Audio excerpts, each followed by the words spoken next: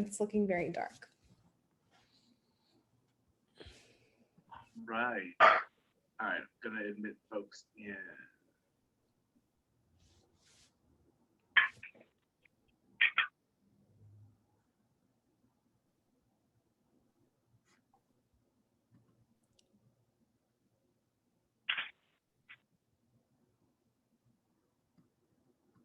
Right. Hello and welcome, everybody. Thank you for joining us on this surprisingly nice Tuesday evening. My name is John Rosenfield. I am an Associate Director in Career Services here at Loyola University Chicago. We've got a great panel of folks, I would say alums and fellow travelers, to talk to us a bit about networking, or as we're preferring to think of it these days, really creating cultural capital, taking ownership of that process. Networking being a term that everyone says, and it seems like no one really wants to, no one likes that. And I agree, the word itself kind of gives me the heebie-jeebies. So we're going to talk about creating cultural capital tonight. This event is planned leading up to our first ever diversity, equity, and inclusion-based career fair, and that's on February 23rd. I'll plug that again towards the end. But this is all part of an effort and a commitment that we are trying to make to really engage in programming that speaks to contexts of cultural identity, but also, unfortunately, the inequities that come along with cultural identity in our society. Thinking about these contexts, I'd like to begin by acknowledging Loyola's location on the ancestral homelands of the Council of Three Fires, the Ojibwa, Ottawa, and Potawatomi tribes, a place of trade with other tribes, including Ho-Chunk, Miami, Menominee, Sauk, and Meskwaki. We recognize the descendants of these lands and other North American tribes continue to live and work on this land with us. We recognize the tragic legacy of colonization, genocide, and oppression that still impacts Native American lives today. We recognize our responsibility to understand and respect past and present realities of local Native Americans and their continued connection to this land.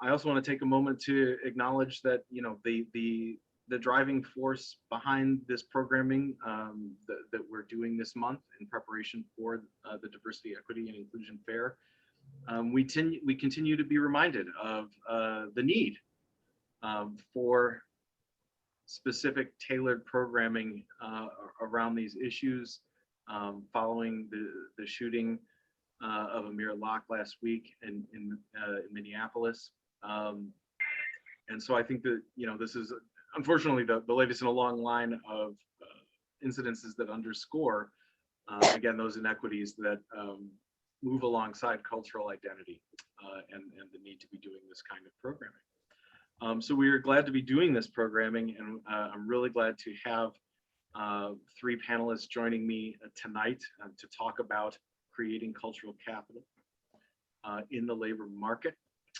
And so I'm gonna ask them to introduce themselves, say a little bit about their current roles, their undergraduate studies. I think that's usually something really interesting to hear about, what folks studied as an undergrad and what they're doing now.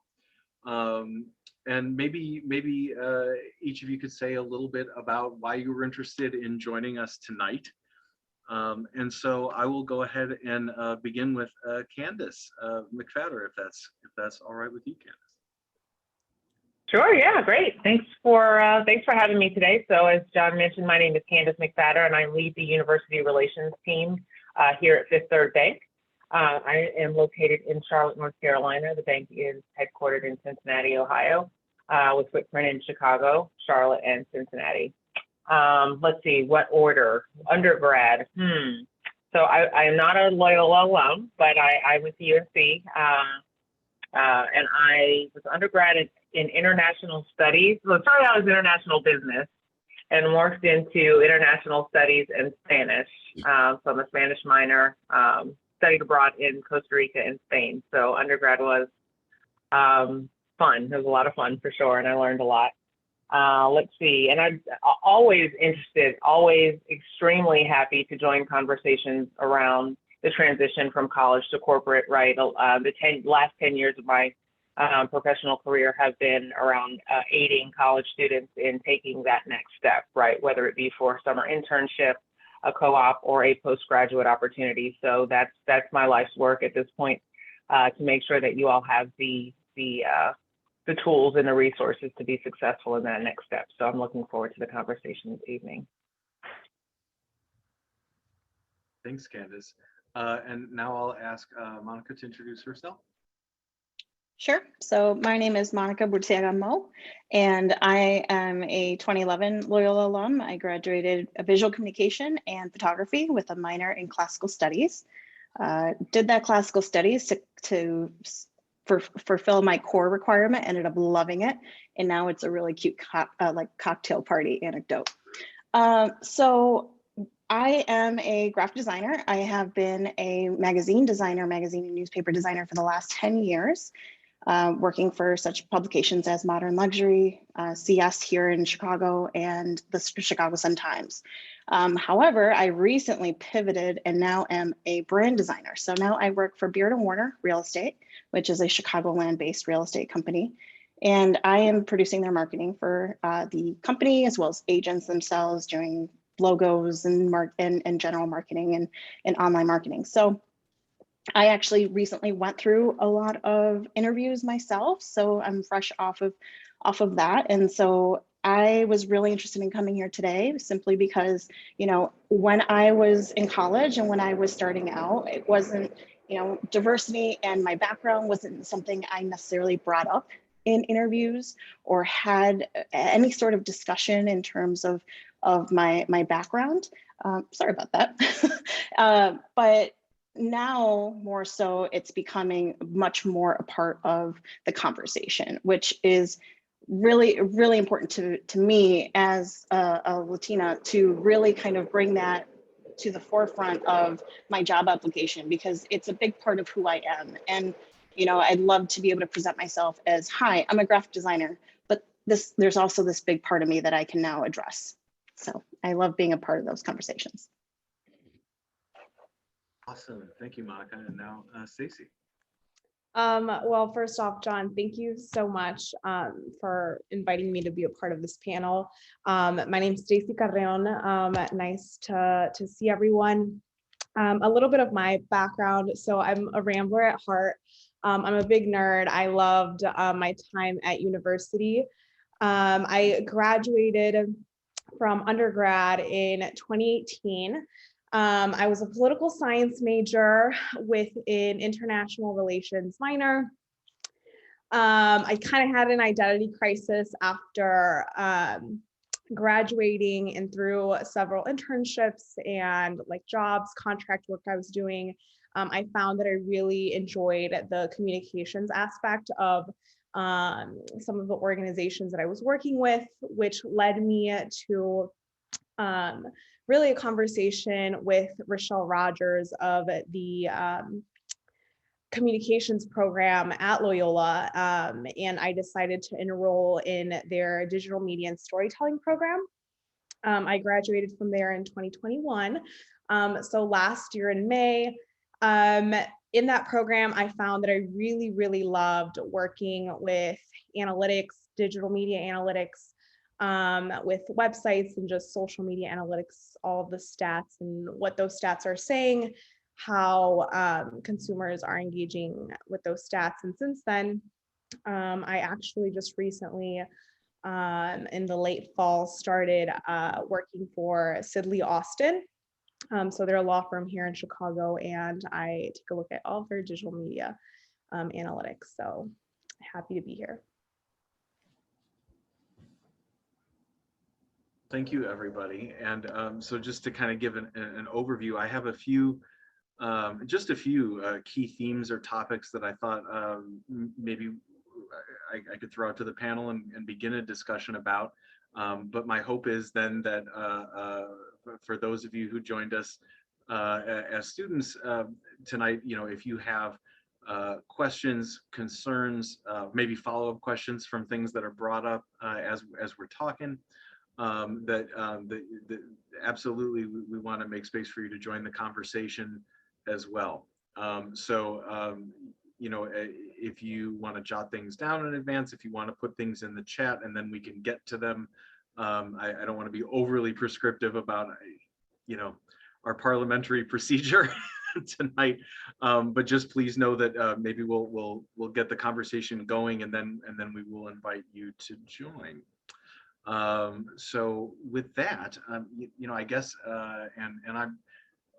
I'll let the panelists kind of chime in as they feel. I won't sort of call on folks throughout. I just wanted to do that for the intros. So you know, I guess maybe one of the things when we're talking about this idea of creating cultural capital, of networking, of building,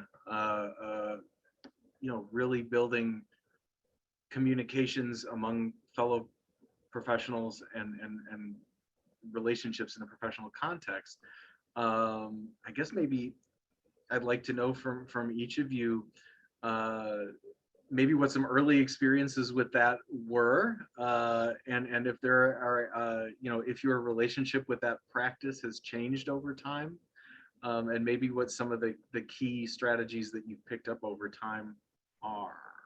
So yeah, I'm gonna leave it there for now and see what y'all have to say. I can speak to that a little bit. So what I really picked up on from your question was key strategies. And I would say to everybody in this room tonight, myself included, is to leverage your resources. I think when you're in the university, you're just almost even overwhelmed with just a plethora of resources, and you all being here tonight is already like, you know, you have a foot in the right direction, but really just take advantage and own into all the communities and spaces that Loyola offers. John was actually a huge player in my like job hunt search after graduate school. I know we were on like weekly calls, just me going through, you know, doubts I had of myself, honestly, or even just questions I had about the job process, negotiating. I know, you know, in my case, you know, my parents have a grade school level education, and I'm really the first in my family to have a degree, which, you know, maybe your case, it may not, but either way, the resources at Loyola are really there to help you succeed, and they want the best for you. It's really up to you whether you really engage and reach out for that help, because it's there. And like I said, John was a huge instrumental part of just my job application navigation process. So leverage your resources for sure. Absolutely, and I'll piggyback off of that. And you mentioned the university resources. I'll drill down a little deeper and say, you know, your major. So, for example, I was in the Viscom department. It's a pretty small department at Loyola, and I had the pleasure of having teachers who were working professionals. So, really, just kind of working on that relationship with them, and kind of that was my first foray into networking. You know, they would either pass along any internships that they had available or that they had heard of, or, you know, just in conversations with recent alums themselves. So they would pass that information on to us students, especially those who they saw were wanting to you know, find an internship, make connections, and really kind of work for it. And just like Stacy said, you being here is a big deal. You know, you're really working towards trying to manage your life outside of college. And I think that's incredibly smart. Yeah, I mean, all really great things. I don't want to, you know, kind of say what everyone else said, but I'll say for me, there's something to be said about learning to navigate different situations, right? And so when we talk about identifying resources, I think that's really important. But and it's just a little bit of a subset of that. For me, when I got into, you know, corporate, or, you know, some of my first big girl jobs, if you will, it was really just navigating that particular company culture, right? Which you don't really learn until you've been in that company for a little while, but just kind of knowing that, okay, when you started a job, that's an exercise that you have to go through, right? Figuring out, so for me, figuring out the fifth third way. Yes, I know how to do early career. I absolutely know university recruiting. I know timelines. I know, programming, et cetera. But figuring out how to navigate the corporate culture at Fifth Third Bank is always something that you're going to have. That's a separate, nuance than we're talking about. And I think your time in college helps you because it's a little bit of a sandbox, if you will, right, for how to navigate different situations, different personalities, different levels of leadership, faculty, social, situations. So I think it sometimes can make you feel a little uncomfortable, and it kind of stretches you out of your comfort zone, but it's really only preparing you for navigating on such a larger stage. And trust me, just like, the other comments, just you being here tonight is showing that it's something that you're interested in and that you are cognizant of. And these little things will help you be more prepared for that next step. Thank you. Yeah, I really appreciate these perspectives. Of course, Stacy, thank you for the shout out about our services. And I agree in general, talking to faculty, talking to other resources here at the university can be of great help. And then, I also want to really, I guess, dovetail with what Candice was just talking about in terms of my next prompt or question, which would be, maybe to be a little bit more specific about what it means, right, as a new employee, and maybe as a new professional. What are some of the specific strategies or perspectives that we can harness to help us, like Candice, I love you say the fifth third way, right? Like what are some of the strategies that we can use to really create some of those connections and find out some of that contextual information from colleagues that maybe is, sort of a different kind of relationship or a different kind of communication than we might be used to, or the way that we think about it as undergrads.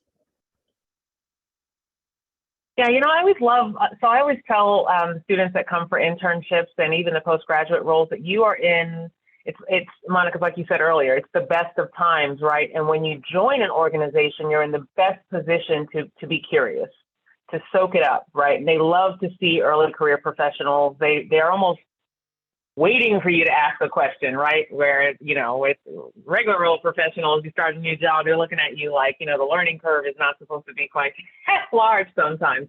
But when you're early career, that's the perfect opportunity. They want you to be curious. That's the expectation. And so that's where you're able to really leverage that curiosity and say, hey, I want to learn about this. I'm really interested in that.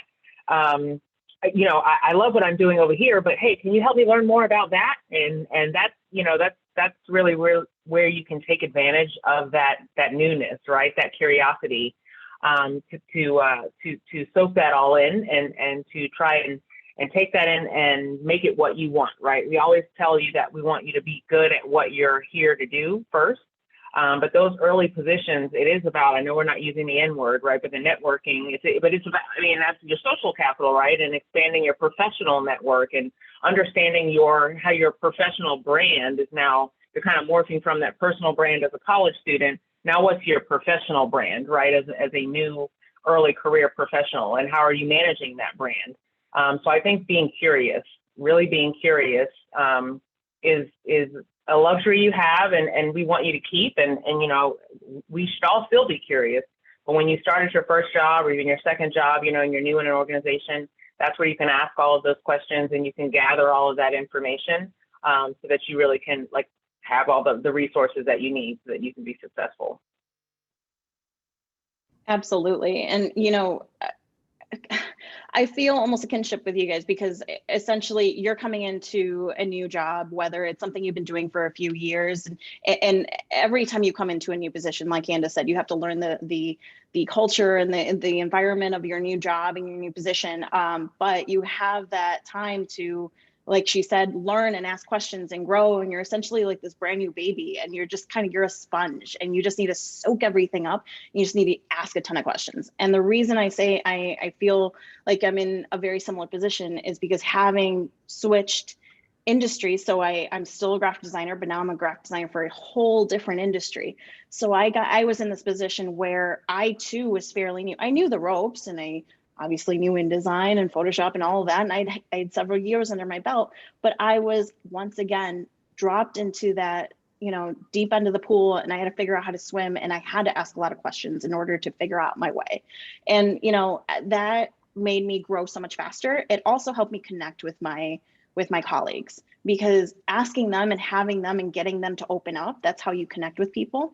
And that's how, when you do this awkward thing where you sit next to someone and you're training with them and you're essentially following them around all day, it made it a little less awkward, and that way you're able to engage with them and learn from them and really connect with them. So it puts you in a really great position. And I think it's something very special to being essentially very brand new to a company.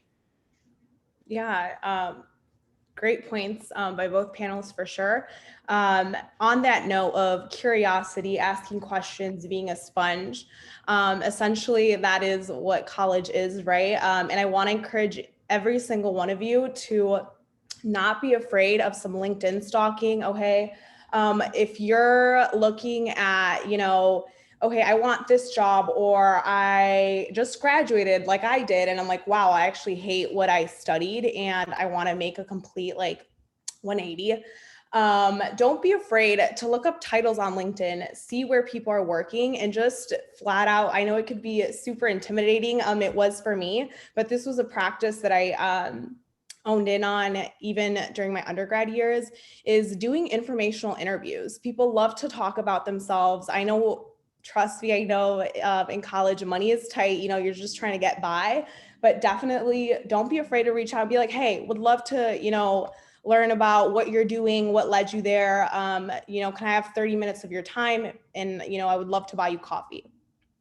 I did a couple of those in undergrad, and they were really rewarding. I learned a lot. And then once I secured those internships after undergrad, and I saw that I did not want anything to do with politics, then I started contacting and stalking out the comms people. I'm like, okay, who have I worked with? Who can really talk to me about the role and the position that I want? So like I said, people love to talk about themselves. Don't be afraid to reach out and just ask. Closed mouths don't get fed. Okay. So you just got to go out there and be like, hey, would love to meet. So yeah, just don't be afraid to engage with really powerful tools like LinkedIn. And I know we have something similar. I forgot the name. You Connect is a big. Yeah, I was just going to say, I've had Loyola students reach out to me. I've had those cups of coffee with them, and it's so much fun for me to be able to share a little bit about what I've done since undergrad and be able to tell them about my job. And then they're able to figure out, is that for me? And, to spring off of that point, essentially, it doesn't have to be in your major as well. I had someone contact me who essentially said, I'm in the arts. How do I go from being an art major to being an art professional?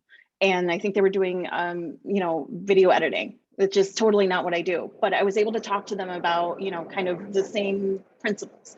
But then I also want to add that LinkedIn, fantastic advice, because I had someone reach out to me. She was a brand new grad, and she reached out to me because she loved the company I worked for.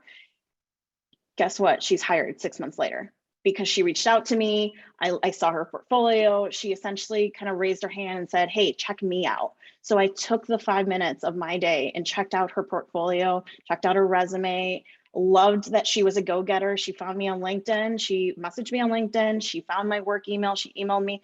And it's like Stacy said, if you want it, you got to go get it. And it worked for her. And I'm telling you, it's great to see as someone a part of the company as a potential employer. Really quick point. I know we may want to pivot themes or whatever. Yeah. And just keep in mind that this is something that you'll continue to do throughout your career. I'm in this big, new, huge, it's an international law firm, and we've got 20 offices. So I'm still hitting people up hey, do you have 20 minutes? Would love to talk to you to get, to know more about the department, the information, et cetera. So really, own in on those contacts and people you can reach out to for questions. I love this. As a recruiter, I'm like, yay, this is awesome. Yes, please, please. And I talk to a lot of college students who are like, yeah, I'm not really on LinkedIn. Absolutely. I'm sure you all are. But if you aren't, your homework assignment is to create a LinkedIn profile. And, like Stacy said, I always say, like, find 5 top companies that you're interested in, right? Follow those companies, start to look at the people that work for those companies that are in roles that you might be interested in, read their profiles. You'll see some of them have some super non-traditional backgrounds, right? Everyone doesn't start in whatever and stay in that same space. Like I said, I was a Spanish minor and an international business major, I'm in HR. So I definitely look at the companies that you're looking to learn more about and know about those companies, because when it comes time to interview, that's also going to be an expectation that you know a little bit about the company that you're interviewing for. But I'm here to tell you that this job I have and the job prior to, which was at Lowe's, both came to me through LinkedIn. So it's an absolute real thing that happens, and it's free to you. It just takes some time and a little bit of commitment. I love that, and I'm thinking back to I think when Stacy first brought that up, and she used the term some LinkedIn stalking, and I mean, if there's any platform that really allows you to find folks with a pretty granular way, you can filter on there by where they went to school, as well as the organization they work for, if they've worked for a certain organization in the past. So there's just so many ways to filter and search for folks on there, and it really is a great tool. And again, I think maybe everybody has brought up, not just to connect, but also maybe just to read and see what the backgrounds are, to see what's listed there in different people's profiles. It'd be really cool. So I love to hear all that talk about LinkedIn as well. I'm wondering, again, just sort of thinking about, in particular, if you've found ways that cultural identity have impacted either your perspectives or strategies that you bring to networking, or the ways that networking, building cultural capital, the opportunities that you've had to do that. I'm curious to know what that interplay has been for you. I don't know. I mean, I'll it was hard. It just understanding how to have those conversations was very difficult for me. So, I wasn't necessarily first generation, but my parents were from New York. They went to City College. They didn't really talk to me a lot about, college, living on campus. When I first left, I'm from Tampa, Florida, and I first started my undergrad at a school in Tallahassee. So I went away, but not far away, right? And I was so awkward. I knew no one. My first couple of years in college were really uncomfortable for me, if I'm being completely honest. And me just learning how to, talk to people and people that I didn't know. And that always made me extremely uncomfortable and nervous. And I took that into my first, couple jobs. Getting to the interview was probably, one thing, but being able to join a business resource group or, go to these networking functions, or even in a meeting, I'm sitting at the table and I don't know anyone, I'm trying to make small talk, it was extremely uncomfortable for me. And then a lot of times being, sometimes the only woman, sometimes the only woman of color, it just made me, I had very high anxiety my first couple of years in the professional setting, because I didn't know how to navigate that. I didn't have a mentor, but a lot of that was for me just not knowing how to identify my resources, which is why that's one of the biggest things that I talk to students about today. Just figuring out how to leverage those resources. It's like you find a little string and you just keep pulling at it, but you do have to stretch yourself. For some personality profiles, for some, it's not difficult at all. And I'm really jealous sometimes, but I actually had to put a strategy together. So then when I went to a networking function, I had to push myself to go to the networking function. Like, in this month, you're going to do 2 networking functions, Candice, of some sort. And when you go, you're going to talk to 3 people you don't know. And I had to have my questions written out, on a piece of paper, that I would go and literally force myself to introduce myself and ask them, a little bit about what they did and what company they worked for. And like Stacy said, people love to talk about themselves. So I usually only had to ask like 1 or 2 questions, and they just rolled on into chatty land. But I was breaking out in a sweat. I was perspiring profusely because it's just not something that I was comfortable with, but it was something that I challenged myself to do. And who would have thought, that a few years later that I lead a team that I present to students all the time. I could stand and present to, my boss, boards of directors, senior leadership, et cetera. So it's one of those, it's a constant exercise. It's not something that you wake up one morning and you're like, oh, this is done, I'm an expert. It's something that you're always evolving. There's a little bit of imposter syndrome that I deal with, that I talk to students about a lot, that, again, it's something that is ever evolving. It's not something I hope one day I wake up in the morning and I feel, like I'm supposed to be where I am. But I think that's, a little bit of that is probably healthy, not a lot. But it just continues to push me, to do more. But it always includes being uncomfortable. So I would say that's, you're gonna meet that in this journey for cultural capital, social capital, professional branding. You're going to meet that lack of comfort. You're going to meet that stretch. But that's almost like when you're doing it right. Yeah, Candice, I love everything that you just said. Personally, for me, like I said before, I'm first generation right now on my team. I'm the only person of color, very little women. And yeah, like it's like just blatantly honest, it can be really uncomfortable, like going into like corporate culture. And like, even like for me, it was like learning just like corporate lingo that people use, and you're like, what? And then but it's like, it's just stuff that you go through. And if you're in an organization and you're like, okay, nobody looks like me, part of that, I think, one is it's going to be uncomfortable probably at times, but two is just owning like who you are, where you come from, and being like, yeah, like that's the fact of the matter. Like, also another thing, I keep bringing up community, but just like find people, like even if like within your organization, like there's not that push to, include like D&I and equity and inclusion and all of that, find spaces outside of work or your or your professional career that kind of center you back to who you are and like what you enjoy, so that you have like that sanity to like go back in and have to navigate all of the corporate world where maybe nobody looks like you. So yeah. Well, it's nice to hear that other people have imposter syndrome, and it's not just me, because unfortunately it's a reality. And like, Candice and Stacy said, I too have often been the only woman, the only person of color on my team. A lot of the times when I worked for newspapers, I was working with predominantly white men. And when I started out, I was working as the sports designer. So I was on a team with these sports guys who, and I was showing up, right after graduation. You show up in your best, and I've got these cute little dresses on, and I've got my Starbucks in hand, and these guys want to talk football, and what are you going to do for this week's football package? So I had to essentially find my voice, and that was the biggest hurdle right out of school, is trying to figure out who I was as an individual, as a designer, as a team player. And very quickly I got pegged as the feminine or designer.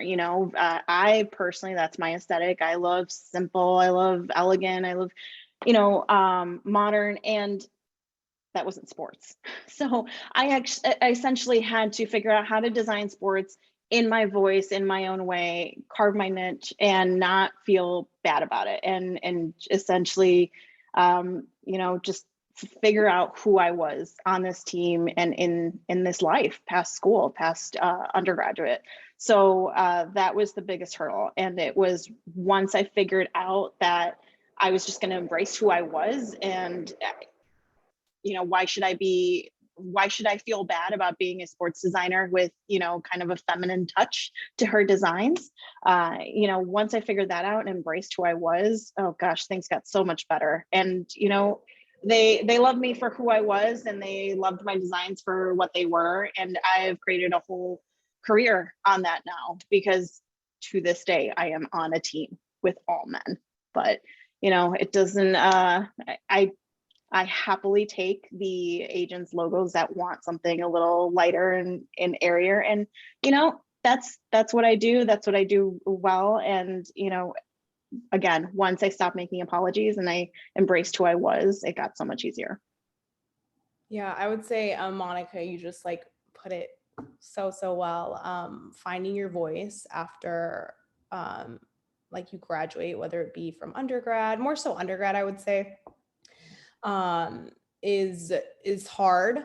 I think at least when I was an undergrad, like post grad life is not talked about enough, because for really all of your life up until then, you've been branding yourself as a student.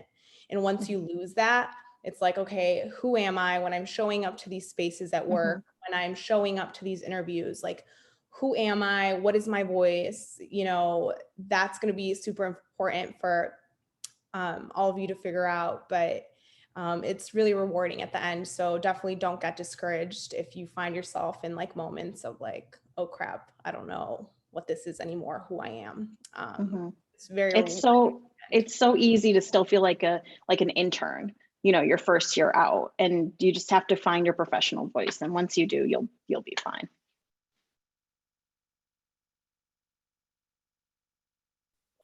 No, I really appreciate that from everybody, and I think that there's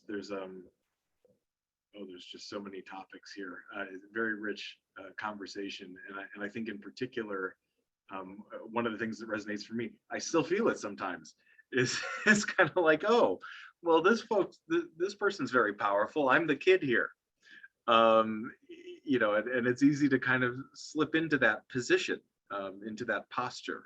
And I think that's kind of maybe part of what Monica and Stacy were just talking about, that sort of, well, my voice is not as great here.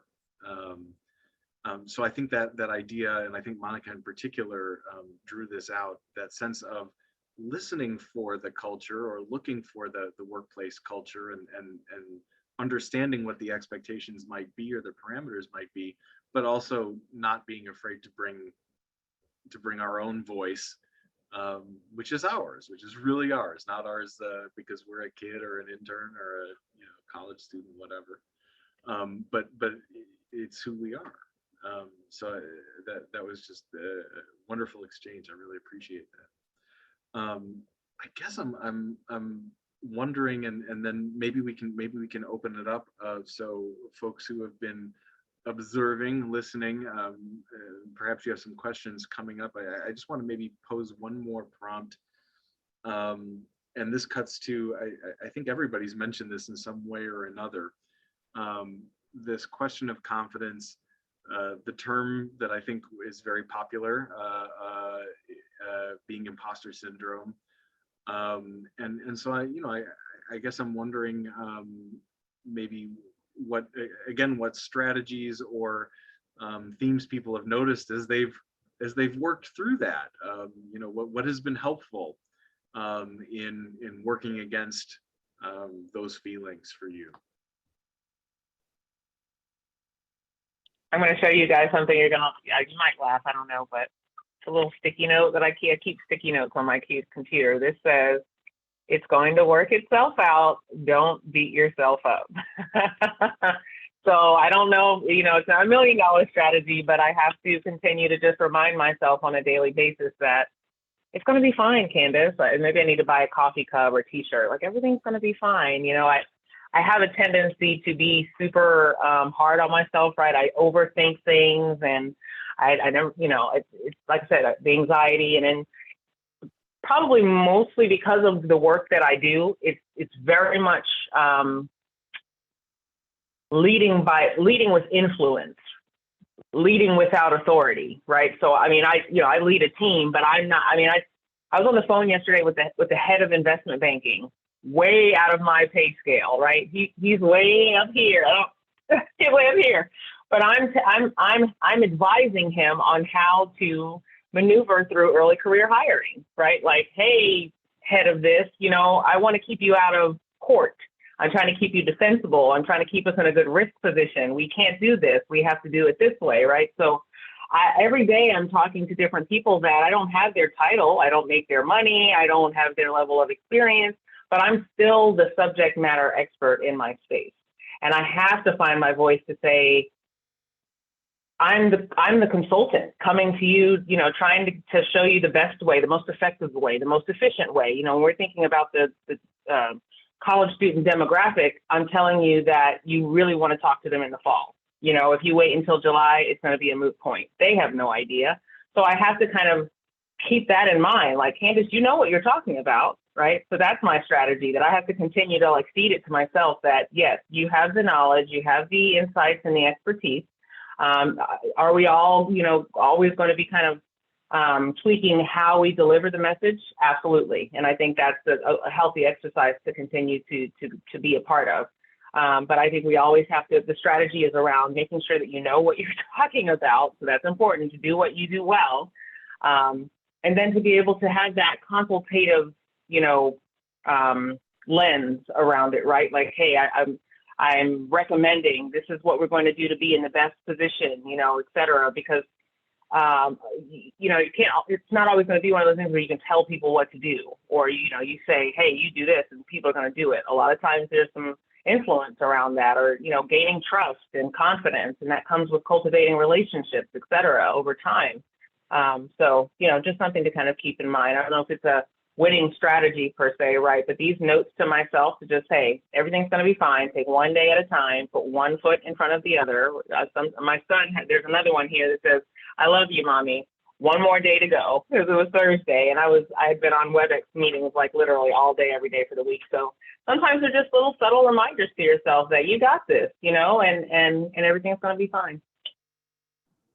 Candice is totally right. I mean, I have something similar where, after so long in publication design, I would often tell myself, it's going to get to the printer. It's going to come out. The magazine's going to be printed. The newspaper's going to come out tomorrow, and nobody will be none the wiser that you went up until, the edge of deadline to get this out. And that serves now as a reminder that it doesn't matter. It's going to happen.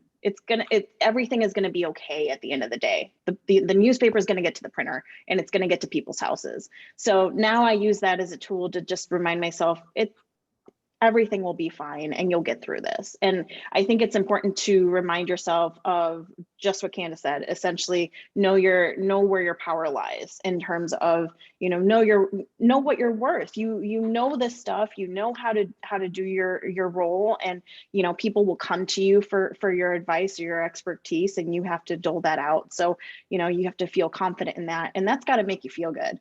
Sometimes when an agent comes to me and says, hey, I need a new logo, and hey, I want to make it teal, and I want to add these cool graphics, and I'm over here going, trust me, you don't want that as your branding, or, and work with them and share my expertise and put our brains together and create something that works for them. It is their personal branding after all. And just to know that I have kind of relayed that knowledge to them, it makes me feel so good. And it helps combat that imposter syndrome, because I think to myself, hey, those last 10 years haven't been for nothing. I've actually learned some things. I came out of undergrad, equipped to do things, and I have since then learned even more. So, and that's the other beauty, is that you continue to keep learning. It doesn't just stop the minute you get that diploma. So it helps to know that, and it helps to know that I've gotten this much better, and I'll get that much, I'll go even farther in the next few years, and that helps combat that kind of stress or those negative thoughts as well. Absolutely. I mean, they've touched on really a majority of it. Personally, I think to myself, I'm like, okay, Stacy, have you given your very best? Literally just asking yourself, is this the very best that I can give? And if the answer is yes, then, that's what it is. And there will be self-doubt. There will be times when you're like, oh my gosh, am I equipped to do this, blah, blah, blah.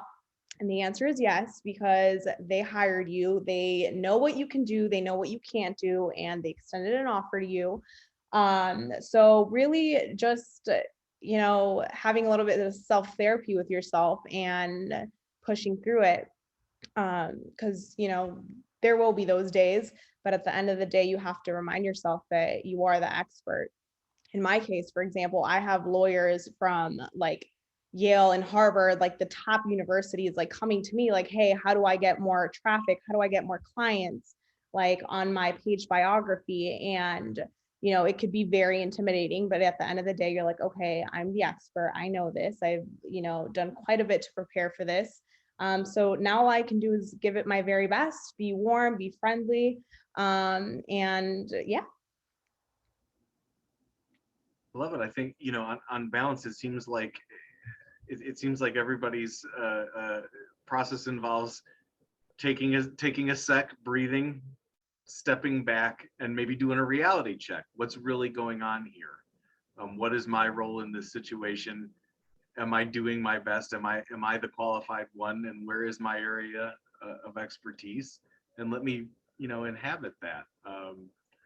Love it. Love it.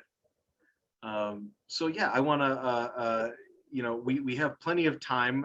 We have scheduled with the panel for a good deal longer. You know, I want to encourage the audience, students, to chime in if you have questions, thoughts, things that you'd like to hear more about, or things that you've been wondering about.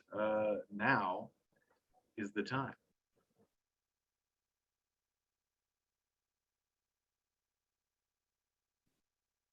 All right, William, I see you have raised your hand, so I will Yes. I will turn over the mic. Great. Okay. Yeah. First, I'd like to say I love this theme of curiosity, and that's a big takeaway that I've heard everyone say. I'm undergrad psych at Loyola, and I'll be applying to grad school soon, maybe for a PhD program.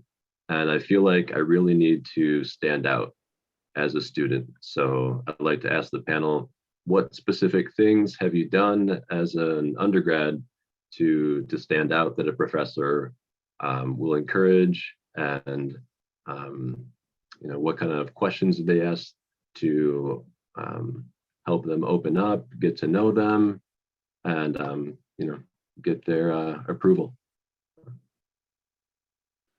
So at my time at Loyola, I was part of the Phoenix, and that was a big part of how I got my first internships, how I got my first job. And it really was a really big stepping stone in order to kind of showcase work outside of school.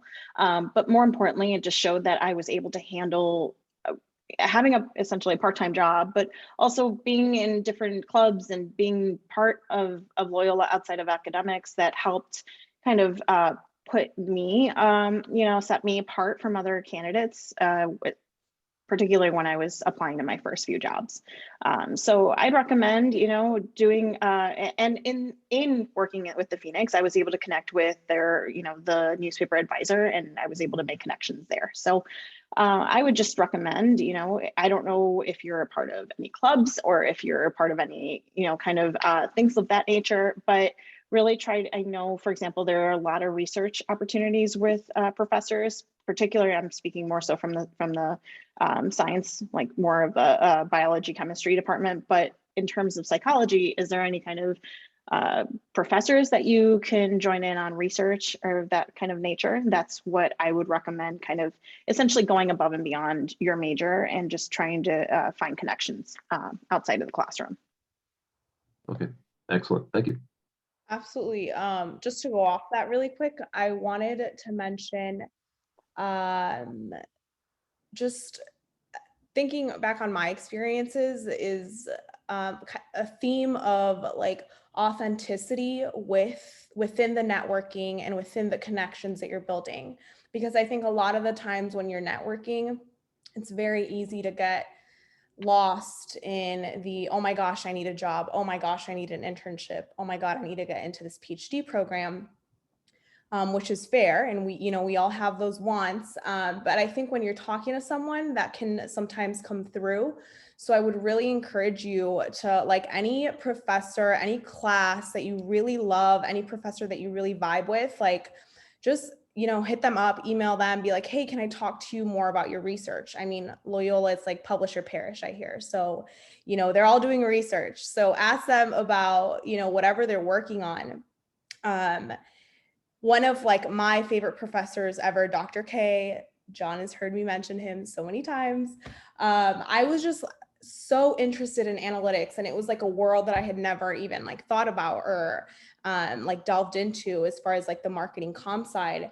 So I was just genuinely curious. And I think that general curiosity, that authenticity really like shined through. And the project that I did in his class and that he like mentored me through is what essentially landed me the role that I'm in now.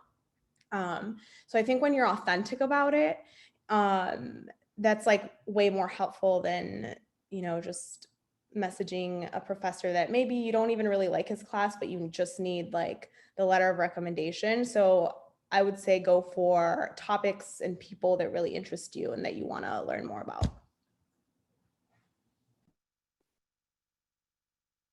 Yeah, I would echo all of that. The authenticity is super important. I always tell people, just when you are, you know, reaching out, it's always good to ask how you can help them first.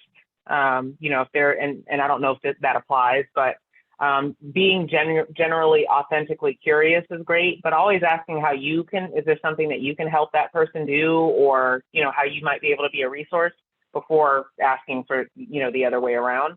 And then I'll definitely just, and this is just as a recruiter, so definitely if you want to stand out, the extracurricular, the student clubs and organizations, the volunteerism, the community engagement, something outside of academics, because that shows a few things, right? Certainly time management, how to be collaborative, be on the team, you know, but then also, you know, if it's a commitment to your community, or to your church, or if you are working, how you're able to, you know, balance those responsibilities. So it also has some competencies and some skills that you're articulating and kind of demonstrating when you commit your time to other things, such as, you know, multicultural student club or a professional organization or a community effort.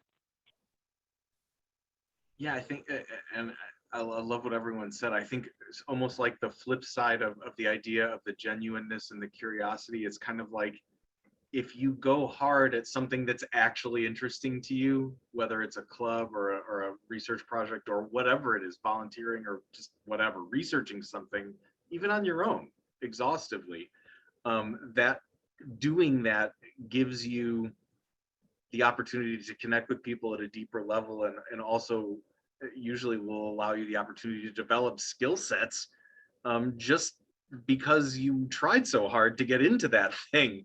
You will inevitably create some skills that are transferable. Agreed. And I mean, I know, William, you are, you know, I don't know if you'll be in front of employers anytime soon, but I'm telling you what, we love hiring managers and recruiters. We love to hear passion. So if you know, you might even be talking about a project, a research project, right? But I hear the passion that you have for that project or what you were able to learn. I can hear the interest and passion that Stacy has for analytics. Just, you know, saying, wow, that was a world I didn't even know about. Oh my gosh, you know, that passion resonates with people. So if you're able to have that passion and that authenticity come through, I think that's also super helpful.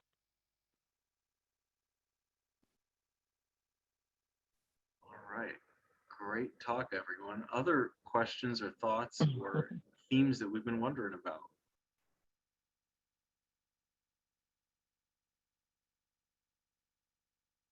I just wanted to throw out there, and this might spur some additional dialogue, but just the importance, or maybe for students to consider thinking about mentorship, as well as sponsorship when it comes to, you know, someone bringing you up in a room you're not in. That's kind of the concept of sponsorship, right? And so I hear people say that, you know, so-and-so is the reason I'm in this role right now, or such and such was instrumental in helping me get this opportunity. So, you know, you have mentorship, and you might hear someone say a reference around a term called your board of directors, where some people would say, you know, you have more than one mentor. You have a bench, a team of mentors, or of people that you trust and that you look up to, that you go to when you need advice or guidance or recommendations. You know, your parents may be on that list, or family members that are close to you, or, you know, professors or people in your life that, again, you trust and that you can confide in. But then as you start working into, ready for graduation or looking for those job opportunities, or even once you get into that professional environment, your sponsor is going to be the one that knows what your aspirations are, right? And they can help be your advocate and be your voice when, like I said, when you're not in the room. They're the ones saying, oh, wow, did you think about Stacy for this role? I hear someone saying that they need a graphic designer. Hey, have you thought about Monica? Monica's not even in the room. Monica has no knowledge of this conversation. But next thing you know, Monica's being tapped for a new opportunity. So consider those, right? Mentorship versus sponsorship, why they're both critical, especially earlier in career, but all through your career, right? I have both, and they change throughout your career. They're not always going to be the same people. Sometimes they will be. But think about that team of people that, are kind of, standing alongside you as you're going through this journey that can really be key, what I call kind of key stakeholders in your development. Candice, that is like golden advice. I have had mentors ever since I was an undergrad. I was in a mentorship program, and it's just such a valuable just information and resources and great connection. I didn't know all the answers. My parents didn't know the answers. So I'm like, okay, I have to find somebody that has like some idea of what's going on here. So having somebody that you like meet with on a weekly, monthly, whatever it is basis, where you can discuss all of that and tap into their resources, because each person is a network, right? So that's crucial. And I'm actually like on like my own journey of like finding a sponsor right now within my own company. And I joined like my company's sponsorship program because essentially that's where the opportunities, more money, more, growing in like your career, that's where it lies. So definitely tap into mentorships. And it's a relationship where you both learn from each other, right? So really, really great advice, Candice.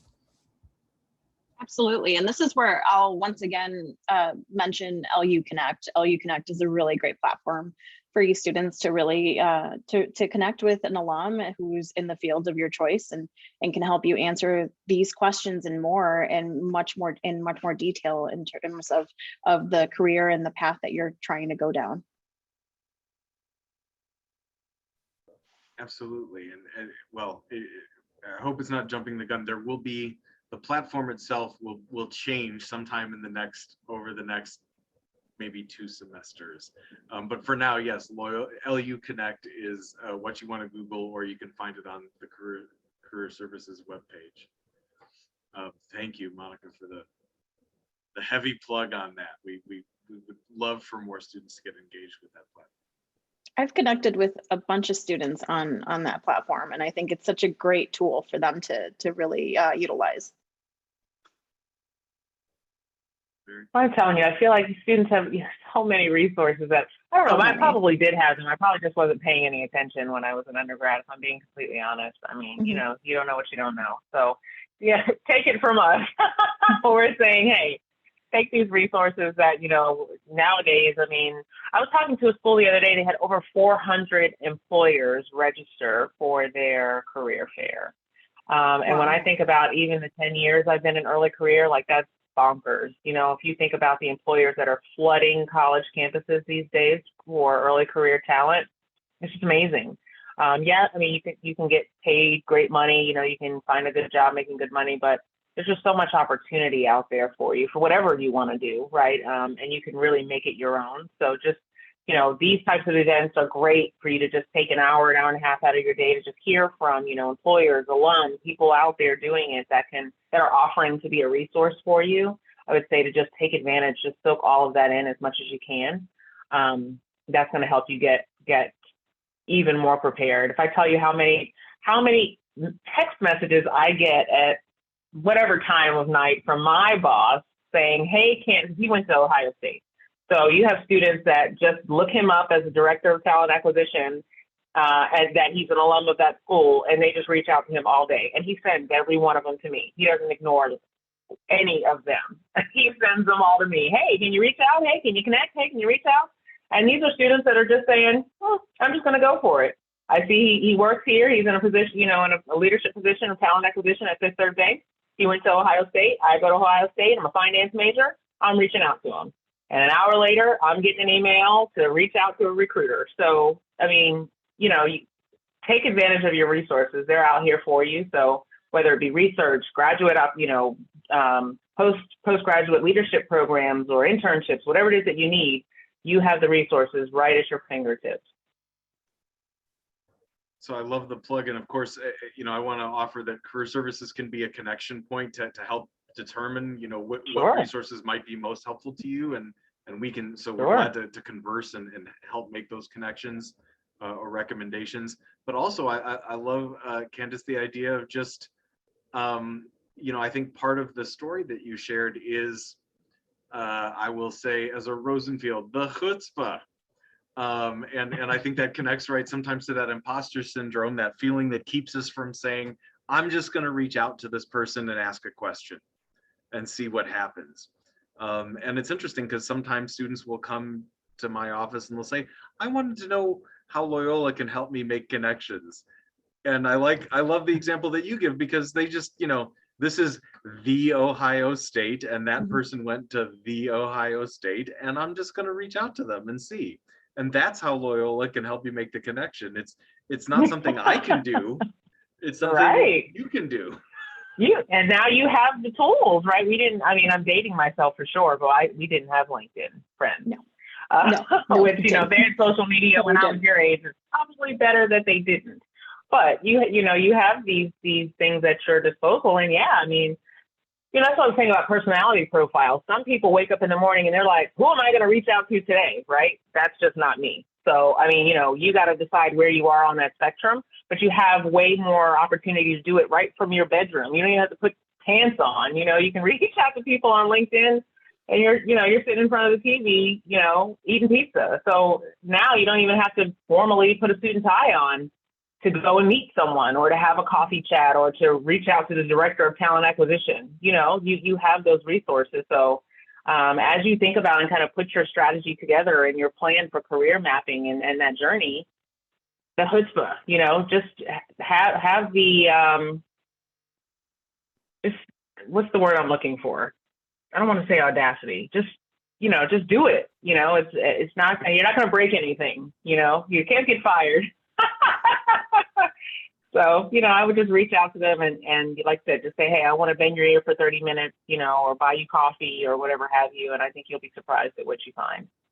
And it's very flattering. It's very flattering to get a message and have someone reach out and you almost get endeared to them if they say, hey, I'm from Loyola.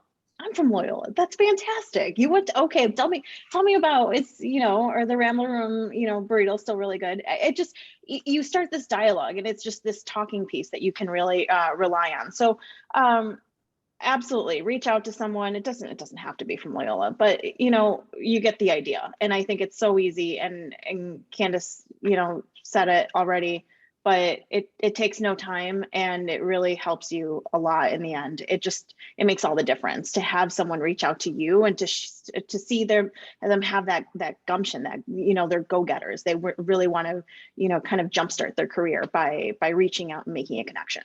It means a lot. Yeah. And to Candice's point about like finding your spectrum, some people are going to want to, you know, they get up, like she said, and they reach out. I think it just comes down to having the courage to be vulnerable and be like, I don't know. I think you know. So I'm going to pick your brain if you allow me to. And let's just like talk about this. In the role that I'm in now, I'm the only person in my entire company who essentially knows of analytics, like knows analytics, what they mean, how to read them, etc. So I'm in a position where not even my direct supervisor, you know, he doesn't have a background in analytics. They kind of just threw me in the digital media team, and I'm kind of like walking everybody through this like subject matter, right? So in my head, I'm like, crap, you know, I'm like 2 years into this analytics world. I still have a lot of questions because you're constantly learning, you know, your career will constantly evolve. I mean, you know, look at how different we are from 2 years ago. just like as a society in general. So I just reached out to somebody on LinkedIn, which actually she did go to Loyola. And she's an analytics person at a whole nother company, but she was just kind enough to connect with me, and now we're connecting on a monthly level. So just have the courage to be vulnerable and ask for help when you need it. That's awesome. You know, Stacy, I thought you were going to say that you, like, I just went in there and talked to them, and, you know, they were like, oh, Stacy, that's great. What awesome ideas. They have no idea, you know, sometimes. And I love that you reached out to that monthly cadence, right? Because now you're going to get that food that you need, right? To feel like you're being poured into from that resource. But you're 2 years in, but like you said, even your boss doesn't even know how to read that stuff. So you go in there like, look, this is what it is. And they're probably looking at you like, oh yeah, Stacy, that's what I'm talking about. You know, so, and I mean, this is helpful for me, even as I think about what I do. We talk about the imposter syndrome, like, it's all about confidence.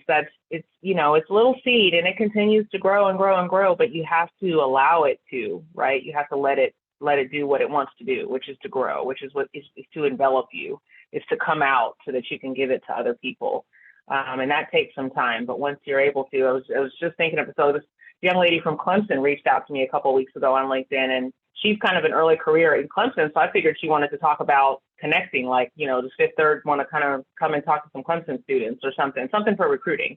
So we get on the meeting, and she's like, oh, I follow you on LinkedIn. I'm fascinated by what you do. I'd love to, you know, get into corporate, and I just wanted to hear your story. And that's not what I was expecting at all. I had no idea that's what she wanted to talk about, you know, but it was very endearing. You know, I just seen her face the whole time we were talking. She's like, wow, this is so cool. And, you know, how can I do something like this too? And that still blows me away. You know, that just really takes me aback when people do that. And I bend over backwards to make time for people that want to know more about my space, whether you're in college or, you know, outside of that, because that's just at the root of what we do. It's connecting, it's making, you know, it's building relationships. And so if you don't take anything away from this conversation tonight, I hope one of the things is that relationships are key. Relationships are key. Now, today, tomorrow, they will always be at the epicenter of your life, you know, of what you're doing professionally and personally. So take them seriously and take the time to nurture them.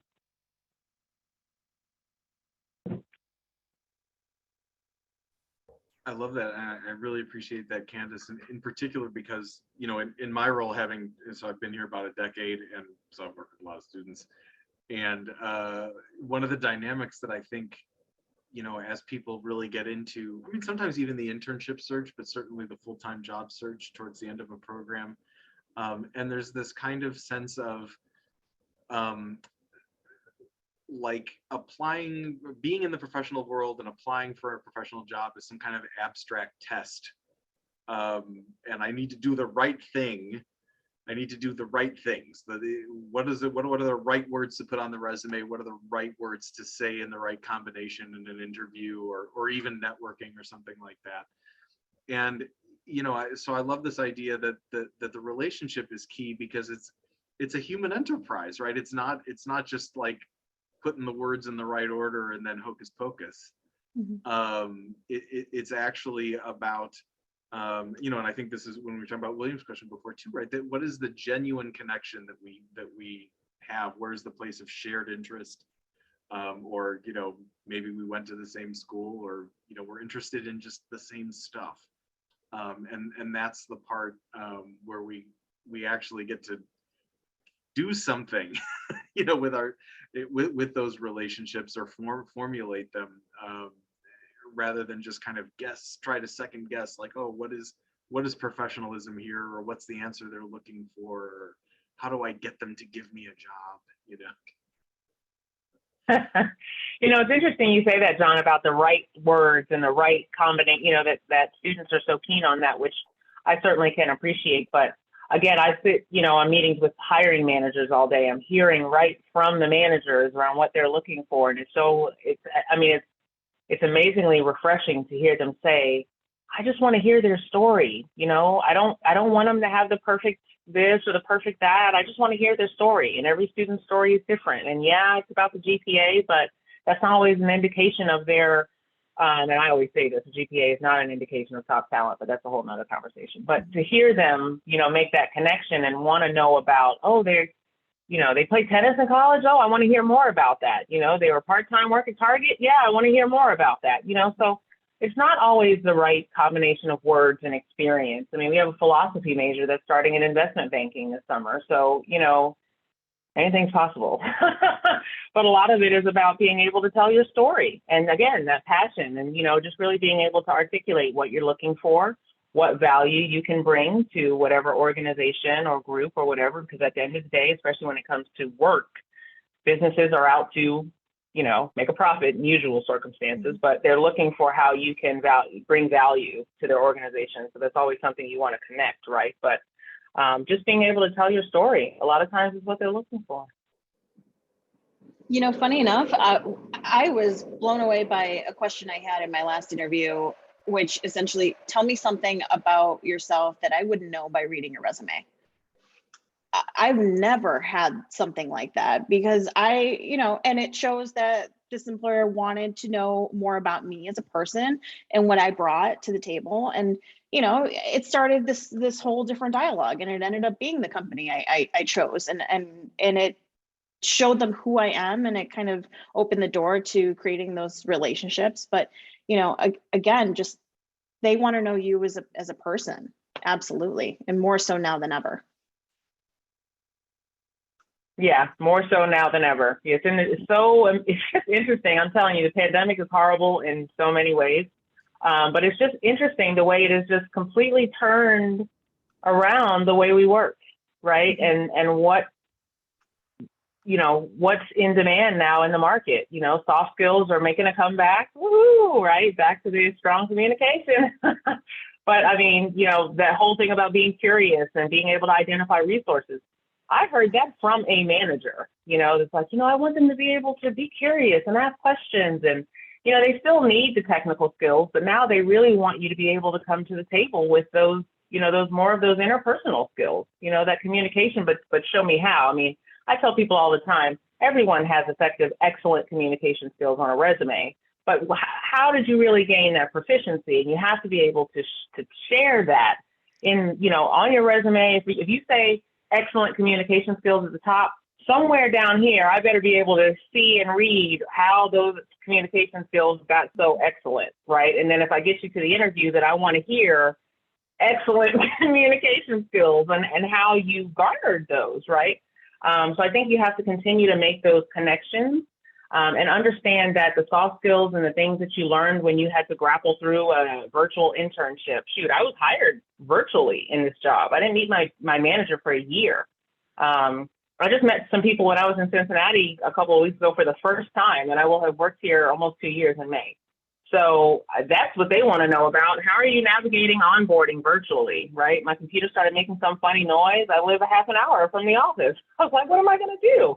So I had to figure that out, and me being able to turn around and tell that story to someone about how I had, a meeting in an hour with the head of commercial banking, but my computer was like smoking and on the fritz. Like, what did you do, Candice, to still have that meeting successfully with the head of commercial banking, right? Well, I got in my car, and I don't encourage speeding, but I drove quickly to the office to get some help with my computer because that meeting was important to me. But it's all about how you arrive, and being able to tell that story. There's nothing wrong with that. So I want you guys to embrace, what's genuine. And again, that authenticity that we talked about. Sure, for sure. So, all right. So I know, I know it's kind of like we were talking before. It's easy as a student sometimes to say like, all right, I'm here to hear.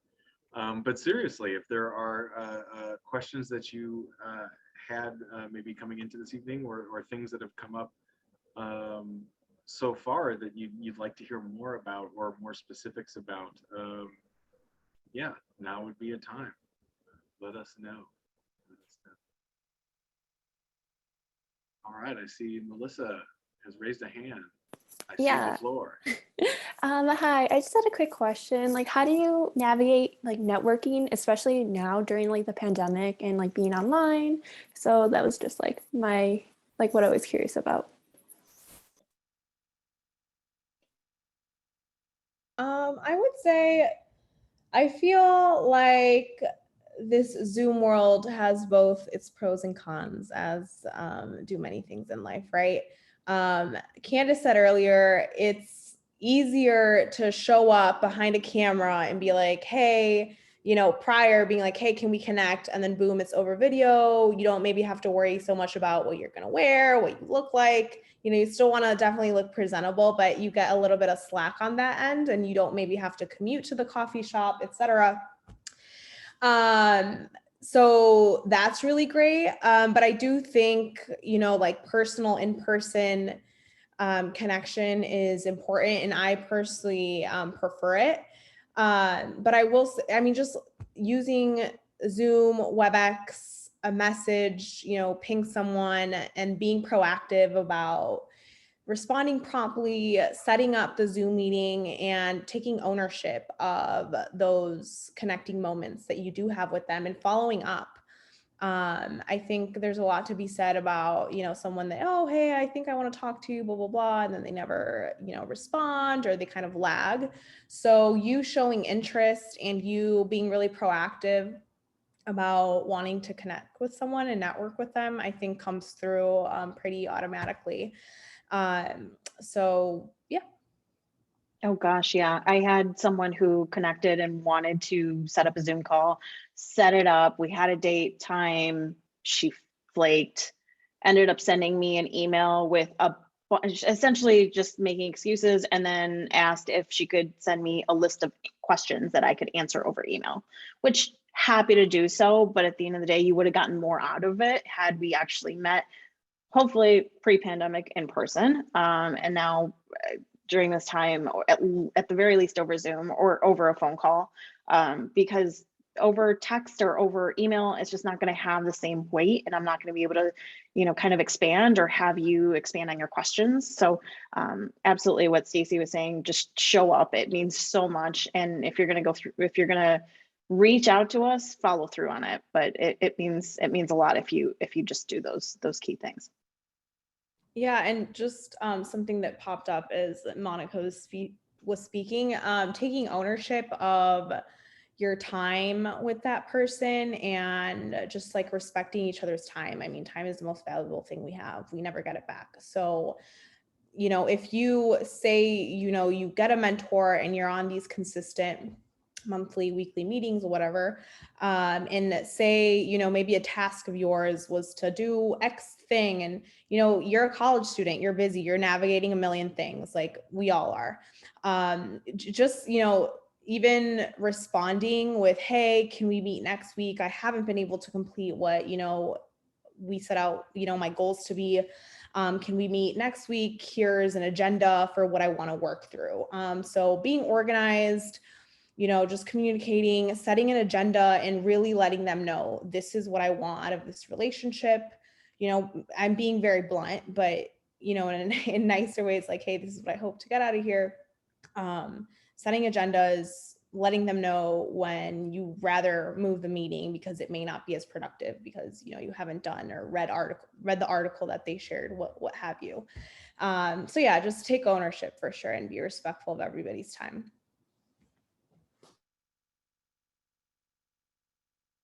Yeah, I definitely agree with that. The taking ownership is super important. I think in a virtual environment, it is so easy to just kind of throw some time on someone's calendar, or, just have a virtual meeting, but showing up for the meeting and then also being prepared and just kind of regarding another person's time is, I think, really super important these days. So yeah, I would definitely echo that. And also having, like you said, being prepared, having an agenda, having something that you want to get out of it. I think with the mentorship relationship, or even back to what I was saying, when you're reaching out to someone, because at the end of the day, you want something from them, that they are really looking for you to drive that relationship, right? So like to have the questions prepared, or have an objective, have something that you want as an outcome, so that you can kind of, help facilitate that relationship. And they're usually happy to come along, right? But they're looking for you to kind of drive that relationship. So just kind of keeping that in mind.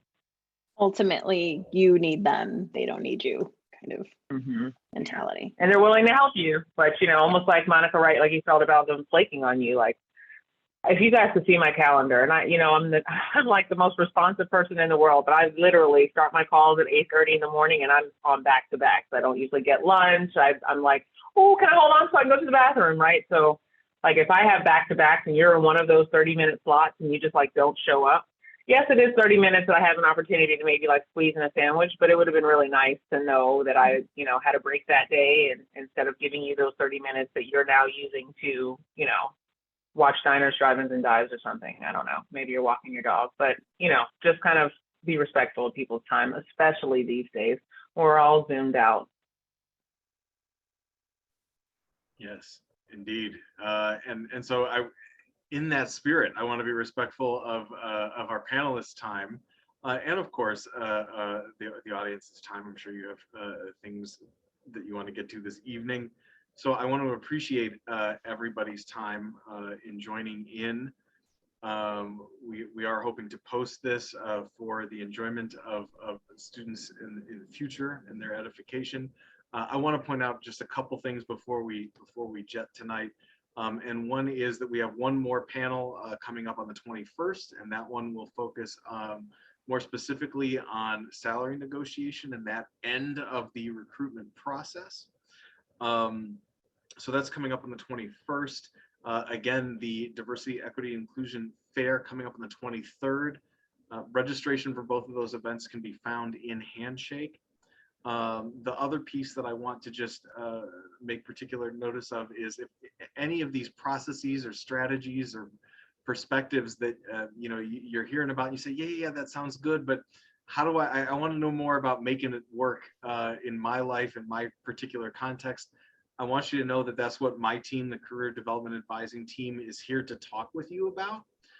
So you can see the website for how to make an individual appointment or to visit our drop-in hours. And we're doing both of those things either in person or on Zoom if you prefer. But we can coach you through these things, reaching out to folks, thinking about what it is that you want to ask them, managing those interactions so that you can get the most out of it. So that's definitely something that we're here to do and to help with. And I would encourage you to do that. And then the last piece I'll say, again, just as part of February at Loyola, I personally have been really enjoying, there's a reading for a speaker who's going to be here later in the month. So I don't know if you guys caught this email for We Will Not Cancel Us, and that's by Adrienne Marie Brown. And so I've really been enjoying it's really sort of like an extended essay, but these are available through Loyola's website. You can get the book if you sign up to do the programming. And so I think that's really been a cool read. And so I would encourage everyone to participate in these things. Again, as our panelists pointed out, you may never have the same opportunities and resources at your fingertips as you do when you're in school. So thank you for participating here and taking advantage of this opportunity. Hope to talk to you soon here at Sullivan Center. And thanks again, everybody, for your time this evening. Yeah, Thanks thank so you much for having me. Yes. Put my email in the chat if anyone needs me. I'm happy to connect. You guys have a great night. Thank you. Thanks, Appreciate everyone. it so much, Don't everybody. forget to reach out. Bye. Bye-bye. Take care. Thanks, Monica.